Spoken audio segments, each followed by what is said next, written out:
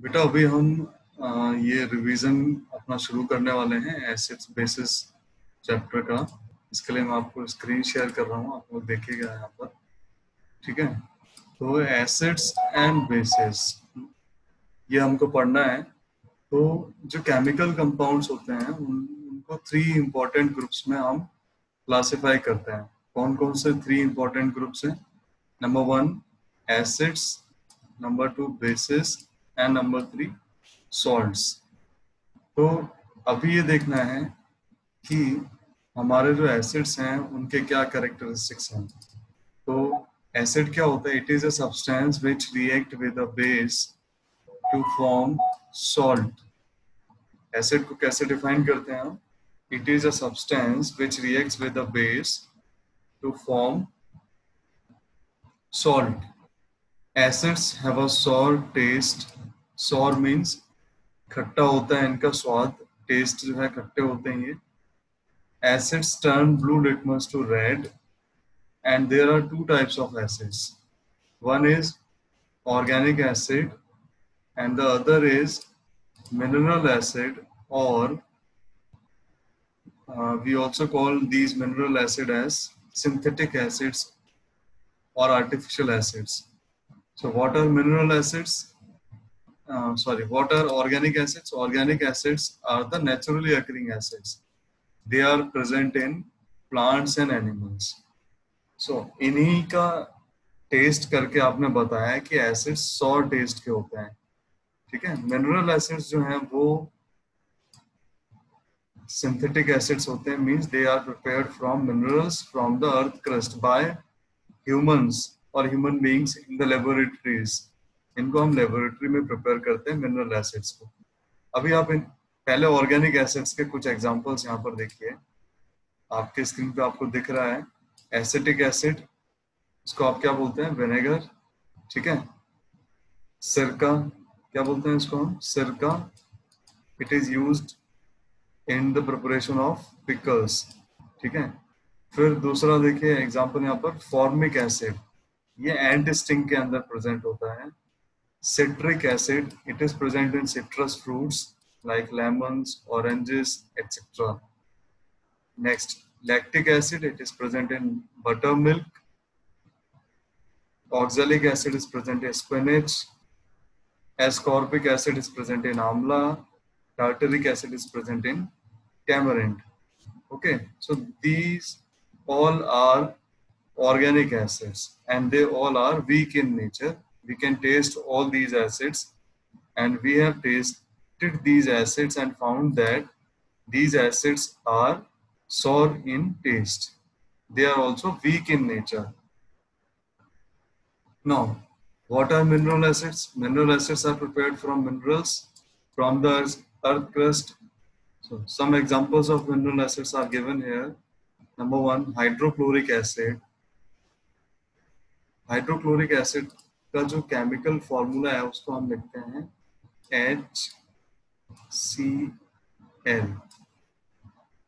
Next one is sulfuric acid. Sulfuric acid is H2SO4. H2SO4. And third one is nitric acid. Its formula is HNO3. All these mineral acids are strong acids, and we cannot taste these acids. Now, ये acids के बारे में आपने पढ़ा है यहाँ पर।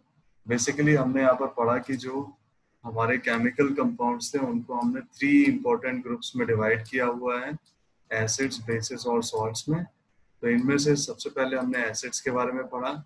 Acids वो कंपाउंड्स होते हैं जो बेस के साथ रिएक्ट करके सॉल्ट बनाते हैं। इसका एक एग्जांपल भी यहाँ पर देख लेते हैं। एसिड, जैसे अभी आप पढ़ चुके हैं, एसिड हमारा है HCl, और बेस यहाँ पर हम एक बता दे रहे हैं आपको पहले से ही, सोडियम हाइड्रोक्साइड NaOH। जब ये रिएक्ट करेगा तो यहाँ पर सॉल्ट बनेगा। सॉल्ट क्या बन रहा है? NaCl। ठीक है, और इसके साथ साथ में क्या बनेगा? H2O। ठीक है, NaCl बन गया है, ये NaCl बन जाता है यहाँ से। फिर H2O बन जाता है साथ में, तो सॉल्ट बनता है। ठीक है, जब भी एसिड बेस के साथ रिएक्ट करता है तो सॉल्ट बनता है। इस प्रोसेस को हम बोलते हैं neutralisation reaction. The reaction of acid with base is called neutralization reaction because here the effect of acid is being neutralized by the base, or vice versa, the effect of base is neutralized by the acid. Now they turn litmus, blue litmus to red. Litmus जो है वो हमारा natural indicator है, natural acid base indicator है। ये दो colours में available रहता है, blue litmus and red litmus. इसको पेपर के फॉर्म में भी यूज कर सकते हैं, सॉल्यूशन के फॉर्म में भी यूज कर सकते हैं। अभी जो एसिड्स होते हैं वो ब्लू लिटमस को रेड में चेंज कर देते हैं। कौन करता है ऐसा? एसिड्स। और बेसिस में क्या रहता है, जो रेड लिटमस है वो ब्लू में चेंज हो जाता है। ठीक है, ये बेसिस का इफेक्ट है। चलिए, ये हमने एसिड्स के बारे में पढ़ा, ऑर्गेनिक एसिड फिर मिनरल एसिड। अब हम लोग पढ़ेंगे यहाँ पर बेसिस के बारे में। तो देखिए बेसिस क्या है? Bases are substances which are bitter in taste. कैसे होते हैं? कड़वे होते हैं, इनका स्वाद कैसा है? कड़वा है। And they feel soapy to touch. Soapy to touch means they are slippery to touch. Soap like फील होता है इनका, अगर आप इनको टच करेंगे तो ये सोप की तरह फील प्रोवाइड करेंगे। And now base is defined as a substance which can neutralize an acid to form salt. फिर bases turn red litmus to blue. And now we are taking some examples of bases. So sodium hydroxide is a base, NaOH. Sodium hydroxide का chemical formula क्या है? NaOH. Next one is potassium hydroxide. It is KOH. And last one is ammonium hydroxide. Ammonium hydroxide is NH4OH. Okay. Now यहाँ पर एक table given है आपको जिसमें acids के नेम लिखे हुए हैं और वो कौन से नेचुरल सब्सटेंस में मिलते हैं। ठीक है, कहाँ पर उनको हम फाउंड कर सकते हैं, वो सब्सटेंसेस के नाम दिए हैं। फिर इसके बाद में आप देख रहे हैं टेबल के अंदर बेसिस लिखे हैं और बेसिस वो नेचर में कहाँ पर मिलते हैं, ये इस टेबल के अंदर डिस्कस किया गया है। तो इस टेबल को हम थोड़ा सा ध्यान से समझेंगे। देखिए, आपने पढ़ा acetic acid it is found in vinegar, formic acid is found in ant sting. Acetic acid का फॉर्मूला क्या होता है? CH3COOH। और फॉर्मिक एसिड का फॉर्मूला क्या होता है हमारा? HCOOH। ये है हमारा फॉर्मिक एसिड, या इसी को हम बोलते हैं methanoic acid. Citric acid, it is found in citrus fruits like lemon and oranges. Lactic acid is found in curd or buttermilk or sour milk. Oxalic acid is found in spinach. Ascorbic acid is also known as vitamin C, and it is found in amla and citrus fruits. Tartaric acid is found in tamarind, grapes, unripe mangoes, etc. अभी हम देखेंगे basis कहाँ पर मिलते हैं। तो basis में देखिए कैल्शियम हाइड्रोक्साइड। कैल्शियम हाइड्रोक्साइड का फॉर्मूला बता देते हैं आपको, CaOH का होल ट्वाइस। OH को ब्रैकेट में बंद करना है और बाहर 2 लिखना है। It is found in lime water. Ammonium hydroxide NH4OH, ये विंडो क्लीनर में मिलता है, जैसा कि आपने देखा होगा कोलिन, COLIN, इस ब्रांड नेम से ये आता है, और भी ब्रांड नेम से मिल जाएगा आपको ammonium hydroxide. Sodium hydroxide, potassium hydroxide, they are found in soap. Magnesium hydroxide MgOH का whole twice, it is found in milk of magnesia, and milk of magnesia is an antacid. Antacid means it is actually a base and it works against the acids, or they neutralizes the effect of acid, so they are called antacids. Milk of magnesia. Okay, तो ये table यहाँ पर आप लोगों को clear हो गया होगा बेटा। ठीक है, ये हमने अभी इस पार्ट में क्या पढ़ा है, अब आप लोग सभी लोग देखिए यहाँ पर, इस पार्ट में हमने पढ़ा है कि हमारे जो एसिड्स और बेसिस हैं उनको डिफाइन किया हमने, प्लस उनके कुछ एग्जांपल्स देखे, क्लासिफिकेशन पढ़ा है। ठीक है, अभी इस टॉपिक से रिलेटेड है ना, आपको अगर कोई डाउट पूछना है तो आप पूछ सकते हैं अभी। Anyone please raise your hand and I will allow you to ask doubts. हाँ निश्चा बताइए बेटा, कुछ पूछना है? सर आपने ब्रैकेट में OH क्या लिखा था? हाँ, नाम बताइए किसके ब्रैकेट में? OH का होल ट्वाइस लिखते हैं वो, मैग्नीशियम हाइड्रोक्साइड कैल्शियम हाइड्रोक्साइड, देखिए ऐसे लिखते हैं। फिर से बता रहा हूँ, देख लीजिए यहाँ पर। जैसे ये हमारा कैल्शियम हाइड्रोक्साइड है, तो इसको हम ऐसे लिखते हैं कैल्शियम हाइड्रोक्साइड, OH का अच्छा। Whole twice. इसी तरीके से लिखा जाता है मैग्नीशियम हाइड्रोक्साइड, तो MgOH का होल ट्वाइस। क्लियर है ये? हाँ सर। ठीक। हाँ वंश बताइए। सर आपने बोला था ना जिनकी बुक अलग है वो लोग अपने यहाँ चैप्टर का भेज दो, तो फिर मैंने आपको एसेट का भेज दिया है। अच्छा थैंक यू बेटा, ठीक है, मैं फिर उसको देख लूंगा, वेलकम। अगर आपके में कुछ अलग से होगा तो वो भी पढ़ा दूंगा। ठीक है, चलिए अभी हम लोग मूव करते हैं हमारे इस चैप्टर के सेकंड पार्ट में, और इस सेकंड पार्ट में हम लोगों को पढ़ना है इंडिकेटर्स के बारे में। ठीक है, इंडिकेटर्स हम पढ़ेंगे यहाँ पे।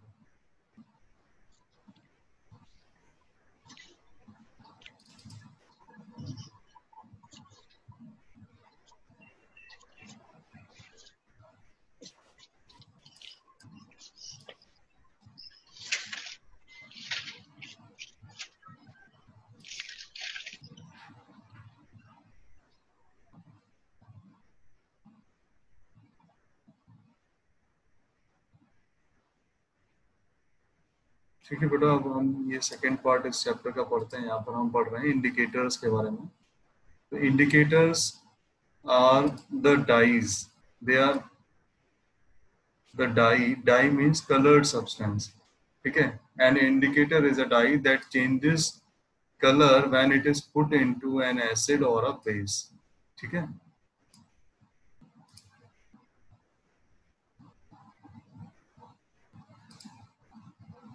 so a substance which contains an acid is said to be acidic, whereas the substance which contains a base is called a basic. It's called basic. Thus, an indicator tells us whether the substance is an acidic or basic by changing in its color. Now, acid-base indicators are of two types. Number one, natural indicators, and the second one is synthetic indicator. What are natural indicators? They are found in nature, in plants, in animals. Okay, so litmus, China rose, turmeric, they all are natural indicators. And synthetic indicators में हम यहाँ पर पढ़ेंगे phenolphthalein. तो natural indicators क्या होते हैं? वो इंडिकेटर्स जो नेचर नेचुरल सब्सटेंसेस में मिलता है, लिविंग बींग्स में मिलता है। ठीक है, तो यहाँ पर एग्जांपल हम लोग क्या पढ़ने वाले हैं नेचुरल इंडिकेटर्स में? लिटमस, चाइना रोज और टर्मरिक। तो एसिड बेस इंडिकेटर में, नेचुरल इंडिकेटर में देखिए सबसे पहले लिटमस के बारे में पढ़ रहे हैं। तो litmus is the most commonly used natural indicator. It is extracted from a plant called lichen or lichen, and it has a purple color. It is available in the form of strips of paper or solution. Litmus जो है वो red और blue litmus में available होता है, और acids में blue litmus red में चेंज हो जाता है।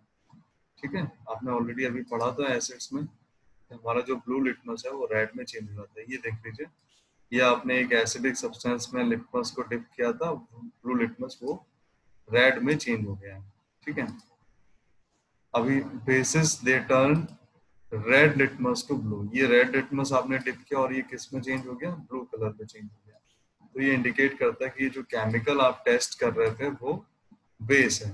ठीक है, अभी the solutions which do not change the colour of either red और blue litmus are known as neutral solution. और जो किसी भी टाइप के लिटमस में चेंज नहीं आता है, ऐसे सॉल्यूशंस को हम बोलते हैं न्यूट्रल सॉल्यूशंस।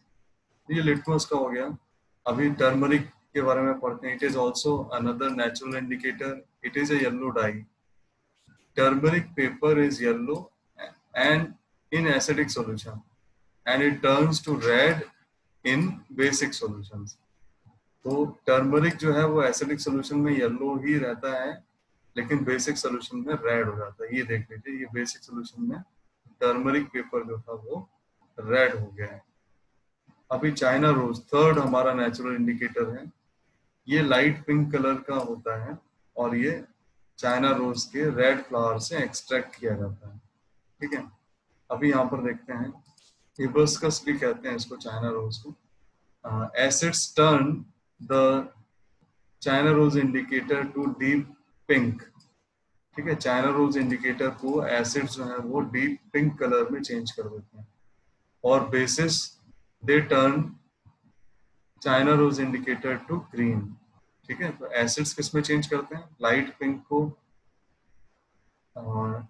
डीप पिंक में चेंज कर देते हैं, और बेसिस जो है वो लाइट पिंक को ग्रीन कलर में चेंज कर देते हैं, चाइना रोज का। ठीक है, अभी सिंथेटिक इंडिकेटर्स के बारे में बात करते हैं। फिनोप्थलीन यहाँ पर पढ़ना है हमें। फिनोप्थलीन एक सिंथेटिक एसिड बेस इंडिकेटर है।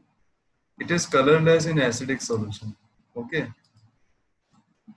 and it changes to pink color in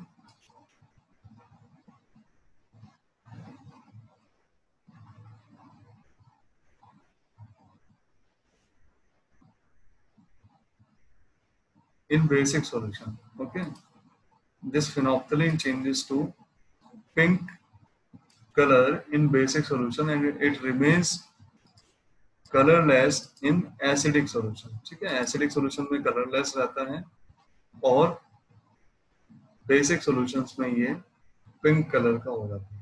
Now acid rain, the rain which contains a higher level of acid than normal is called acid rain. Okay, the rain becomes acidic. Why the rain becomes acidic? Because carbon dioxide, sulfur dioxide, nitrogen dioxide, they are released into air as pollutant. They dissolve in raindrops to form carbonic acid, sulfuric acid and nitric acid respectively. Means जो हमारा carbon dioxide है ये water के साथ में mix होके carbonic acid बनाता है। क्या बनाता है? कार्बोनिक एसिड, H2CO3, ये कार्बोनिक एसिड है। और सल्फर डाइऑक्साइड वाटर के साथ कंबाइन होकर ये सल्फ्यूरिक एसिड बनाता है। क्या बनाता है बेटा? H2SO4, sulphuric acid, H2SO4। और लास्ट में रह गया आपका nitrogen dioxide, NO2। It combines with water H2O to form HNO3। अब ये एसिड्स जो है वो किसमें है? रेन के अंदर है, इसलिए हम रेन को क्या बोलते हैं? एसिड रेन कहते हैं। These acid rain can damage buildings, historical monuments, plants and animals। Okay, तो ये सेकंड पार्ट भी यहाँ पर कंप्लीट हो गया है। एक बार फिर से देख लेते हैं क्या हमने पढ़ा है इसमें। हमने इंडिकेटर्स पढ़ा, दो टाइप के इंडिकेटर्स हैं, नेचुरल इंडिकेटर, सिंथेटिक इंडिकेटर। ठीक है, नेचुरल में लिटमस पढ़ा आपने, चाइना रोज पढ़ा और टर्मरिक पढ़ा। सिंथेटिक में हमने फिनोप्थलीन पढ़ा। लिटमस एसिड में ब्लू टू रेड होता है और बेस में red to blue. Turmeric acidic solution में येलो ही रहता है और बेसिक सोल्यूशन में ये रेड हो जाता है। चाइना रोज ये एसिडिक सॉल्यूशंस में डीप पिंक हो जाता है और बेसिक सॉल्यूशन में ये लाइट पिंक से ग्रीन हो जाता है।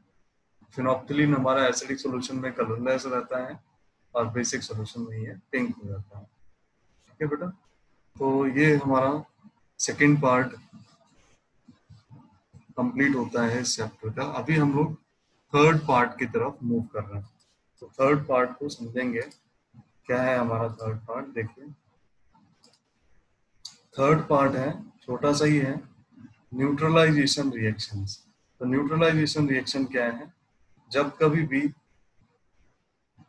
एसिड का रिएक्शन बेस के साथ होता है तो सॉल्ट और वाटर का फॉर्मेशन होता है। इस प्रोसेस को हम कहते हैं न्यूट्रलाइजेशन रिएक्शन। जैसे कि यहाँ पर देख लीजिए NaOH plus HCl gives NaCl plus H2O। ठीक है, अभी डेली लाइफ में न्यूट्रलाइजेशन कहाँ हो रहा है? देखिए, हमारे स्टमक के अंदर जो एसिड प्रोड्यूस होता है जिसकी वजह से हमें पेन क्रिएट होता है, जिसको हम बोलते हैं एसिडिटी। तो एसिडिटी को रिलीफ मिले उससे क्या करते हैं हम? एंटी एसिड का यूज करते हैं। और ये जो एंटी एसिड है उनमें एक एग्जांपल दिया हुआ है मिल्क ऑफ मैग्नीशिया। ठीक है, ये एक्सेसिव एसिड को न्यूट्रलाइज कर देता है। इसी तरीके से जो एंट बाइट होता है उसमें फॉर्मिक एसिड होता है, तो उसको न्यूट्रलाइज करने के लिए हमें बेकिंग सोडा का यूज करना पड़ता है। ठीक है, ये बेकिंग सोडा अगर हम उस प्लेस पे रब करेंगे, सोडियम बाइकार्बोनेट होता है बेकिंग सोडा, तो हमें उस एंट बाइट से रिलीफ मिल जाएगा। या फिर कैलामाइन सॉल्यूशन हम रब कर सकते हैं। कैलामाइन सॉल्यूशन बोलते हैं जिंक कार्बोनेट को। फिर सॉइल ट्रीटमेंट में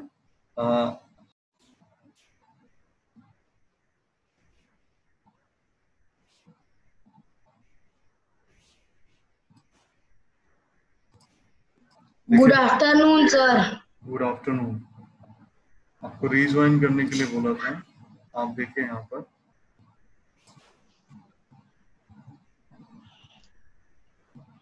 हम लोग पढ़ रहे हैं न्यूट्रलाइजेशन रिएक्शन। ओके, तो न्यूट्रलाइजेशन रिएक्शन में यहाँ पर आपको बताया गया ऑलरेडी कि जो एसिड्स और बेसिस होते हैं they are chemically opposite substances.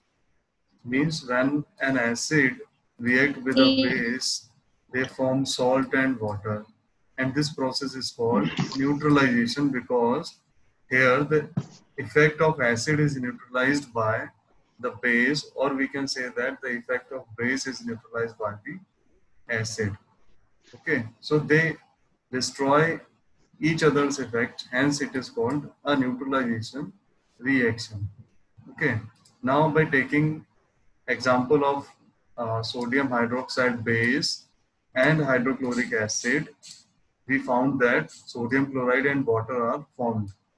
Okay, so it is a neutralization reaction because acid reacts with the base.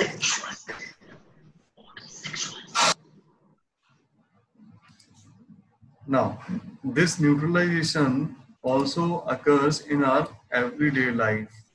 Okay, so first example of this is indigestion. Our stomach produces hydrochloric acid which helps us in the digestion process. But too much of acid in the stomach can cause indigestion, which is painful. So to relieve indigestion, an antacid such as milk of magnesia is taken, which contains magnesium hydroxide. So we get relief from the excessive acid. Now, ant bite. The sting of ant contains formic acid. So when an ant bite, the effect of the acid can be neutralized by rubbing moist baking soda. Baking soda क्या है? Sodium bicarbonate. देखिए इस तरीके से उसका formula लिखते हैं NaHCO3। इसको आप सोडियम हाइड्रोजन कार्बोनेट भी बोलते हैं, सोडियम बाइकार्बोनेट भी बोलते हैं, और वैसे इसका कॉमन नेम है बेकिंग सोडा। तो बेकिंग सोडा को हम रब करेंगे जहां पर एंट ने बाइट किया है। या फिर अगर ये अवेलेबल नहीं है तो आप कैलामाइन सॉल्यूशन का भी यूज कर सकते हैं। कैलामाइन सॉल्यूशन क्या है? Zinc carbonate. जिंक कार्बोनेट क्या होता है? ZnCO3। ठीक है, जिंक कार्बोनेट क्या है? ZnCO3।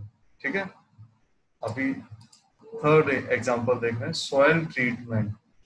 तो हमारा जो सॉइल है उसमें प्लांट का ग्रोथ या ट्रीज का ग्रोथ, क्रॉप का जो प्रोडक्शन है वो बेस्ट होता है जब उसका जब वो ना तो एसिडिक हो ना बेसिक हो, वो कैसा हो? न्यूट्रल होना चाहिए। तो अगर आप जब एक्सेसिव फर्टिलाइजर्स ऐड करते हो तो सॉइल हमारा एसिडिक हो जाता है और प्लांट जो है वो ग्रो नहीं करेंगे अच्छे से एसिडिक और बेसिक सॉइल के अंदर। तो हमें एसिडिक सॉइल को बेस के साथ रिएक्ट कराना पड़ेगा। बेस में हम क्या ऐड कर सकते हैं? क्विक लाइम ऐड कर सकते हैं। क्विक लाइम क्या है? कैल्शियम ऑक्साइड CaO, और स्लेक्ट लाइम ऐड कर सकते हैं। स्लेक्ट लाइम क्या होता है? Calcium hydroxide. ये दोनों केमिकल कंपाउंड्स को हम सॉइल के अंदर ऐड कर सकते हैं अगर हमारा सॉइल एसिडिक है। और अगर ये बेसिक है हमारा सॉइल, तो हम इसमें ऑर्गेनिक मैटर ऐड करेंगे। ऑर्गेनिक मैटर मतलब हम इसमें मैन्योर ऐड कर देंगे, ठीक है, जो कि जो बायोडिग्रेडेबल सब्सटेंसेस होते हैं उनके डिकम्पोजिशन से बनता है। जैसे कि आप बोल सकते हैं फार्म वेस्ट जो होता है ना, उससे मैन्योर प्रिपेयर किया जाता है। तो वो बेसिक सॉल्यूशन बेसिक सॉइल में ऐड करेंगे। अब ये हमें कैसे पता चलता है कि हमारा सॉइल एसिडिक है या बेसिक है? तो इसके लिए हम सॉइल को टेस्ट करवाते हैं। लेबोरेटरीज होते हैं, उनके अंदर हम सॉइल को लेकर जाते हैं, सॉइल सैंपल को लेके जाते हैं और वो टेस्ट करके बताते हैं कि हमारा सॉइल एसिडिक है या बेसिक, ठीक है।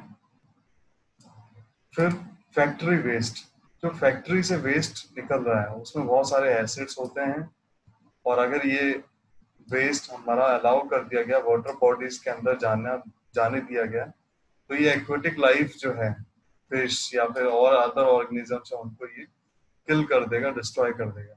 तो before discharging the factory waste into the water bodies, we treat this factory waste with basic substances in order to neutralize the effect of acids present in it, ठीक है। उसके बाद में इसको हम जाने देते हैं वाटर बॉडी के अंदर, ठीक है बेटा। तो ये टॉपिक हमारा कंप्लीट हो गया है, न्यूट्रलाइजेशन रिएक्शन। इस पूरे चैप्टर में यही 3 टॉपिक्स हैं। फर्स्ट टॉपिक आपने पढ़ा एसिड्स बेस के बारे में, सेकंड पढ़ा इंडिकेटर्स के बारे में, और थर्ड हमने पढ़ा है अभी ये हमारा न्यूट्रलाइजेशन रिएक्शन के बारे में।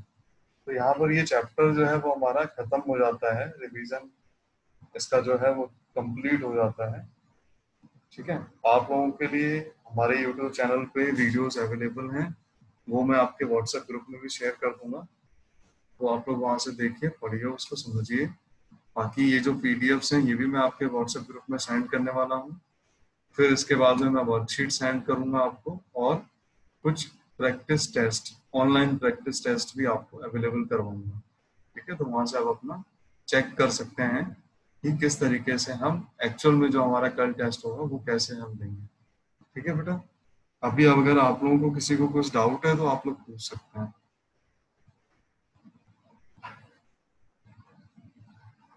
एनीवन?